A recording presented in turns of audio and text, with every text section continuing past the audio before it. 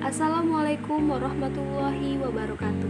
Perkenalkan, kami dari kelompok 3 yang beranggotakan Ahmad Hartono, NPM 183109039, Dian Pratiwi 183109039, Okta Novitasari 18310902998, dan Talita Rahmania Akbar 18310900371. Di video kali ini, kami akan menjelaskan antara yang sakral, yang profan, dan fenomena desakralisasi mata kuliah Fenomenologi Agama dengan dosen pengampu Bapak Dr. Fisman Bedi, SAG, MM, MSI.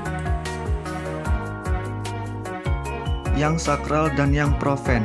Agama tidak mudah untuk didefinisikan atau dilukiskan, namun sepanjang sejarah manusia telah menunjukkan rasa tentang yang suci atau yang sakral sebagai lawan yang bukan suci atau disebut dengan profen.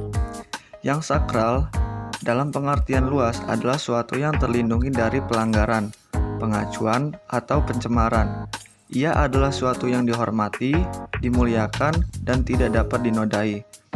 Dalam pengertian yang sempit adalah suatu yang dilindungi, khususnya oleh agama, terhadap pelanggaran, pengacuan, dan pencemaran. Yang sakral adalah suatu suci dan keramat. Sedangkan yang profen adalah suatu yang biasa, umum, tidak dikuduskan, bersifat sementara, pendek, kata di luar yang religius. Yang sakral merupakan suatu yang keunggulan, tidak boleh dan tidak dapat disentuh oleh profen tanpa mengakibatkan hukuman. Kesakralan kadang terwujud karena sikap mental yang didukung oleh perasaan kagum yang merupakan gabungan antara pemujaan dan ketakutan. Artinya bahwa yang sakral itu tidak dapat dipahami dengan akal sehat yang bersifat empiris. Manusia menjadi sadar terhadap keberadaan yang sakral karena ia memanifestasikan dirinya, menunjukkan dirinya sebagai suatu yang berbeda secara menyeluruh yang profen. Sedangkan Mircea Eliade dalam bukunya The Sacred and the Profane menampilkan perspektif yang berbeda. Ia menunjukkan yang sakral dalam seluruh kompleksitasnya, tidak hanya sejauh yang rasional atau hubungan unsur rasional dan non-rasional agama. Menurutnya, yang sakral dapat memanifestasikan dirinya ke dunia melalui benda-benda profan atau biasa disebut dengan hierophany.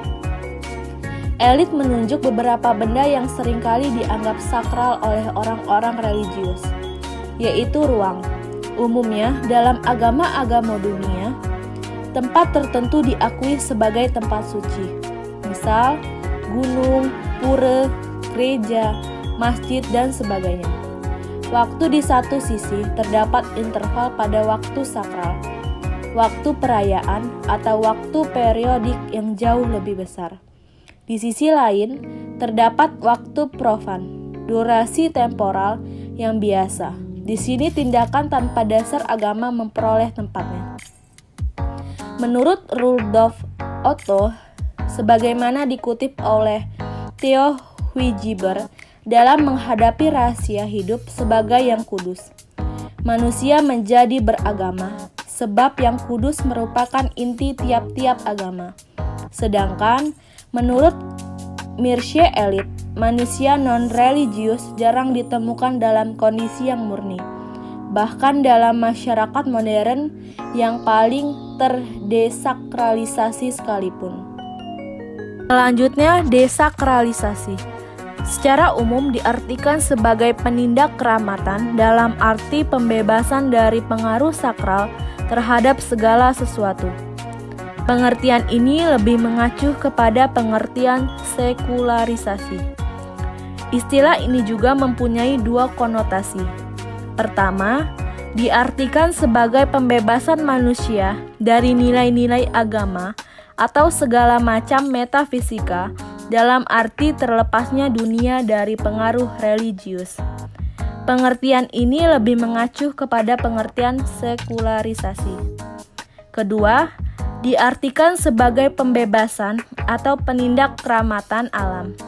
Dengan kata lain, melepasnya kualitas gaib, khususnya pembebasan suatu benda dari tabu-tabu atau hal-hal yang bersifat magis. Sekularisasi mempunyai akar-akarnya dalam tafsiran kepercayaan Injil dari orang Barat. Jadi bukan buah dari ajaran Injil, tetapi buah dari ajaran sejarah panjang sengketa filosofis dan metafisis antara pandangan dunia orang Barat yang religius dan yang sama sekali rasional. Isu tentang sekularisasi telah menimbulkan konflik yang berkepanjangan di kalangan para intelektual sehingga muncul dua kelompok dikotomis dengan sejumlah tokoh intelektual pendukungnya. Kelompok pertama adalah kelompok konservatif yang menentang mati-matian sekularisasi yang dianggap identik dengan sekularisme. Kelompok ini menegaskan bahwa sejarah Islam belum pernah terdengar bahwa konsep sekularisasi atau sekularisme tidak memisahkan agama dari politik.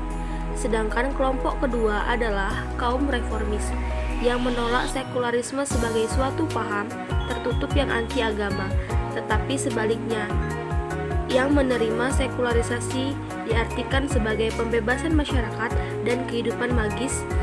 Tahayul tidak dimaksudkan untuk membuat umat menjauhi agama, melainkan untuk mendesakralisasikan alam.